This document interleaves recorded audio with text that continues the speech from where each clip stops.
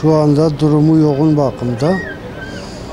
Oksijen, nefes yetersizliği yüzünden de makineye bağlanmış.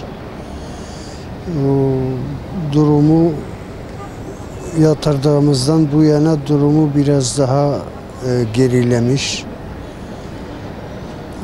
Doktorlar antibiyotik falan kullanıyorlar. Şu anda öyle yoğun bakımda bekliyor. Tedavisi sürüyor yani.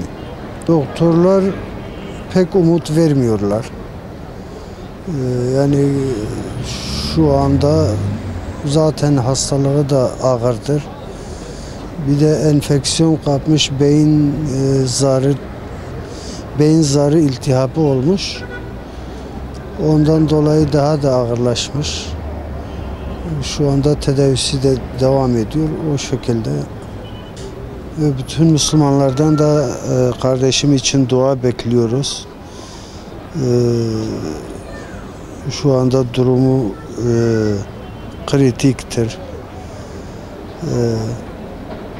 İnşallah dualarınızı bekliyoruz Müslümanların.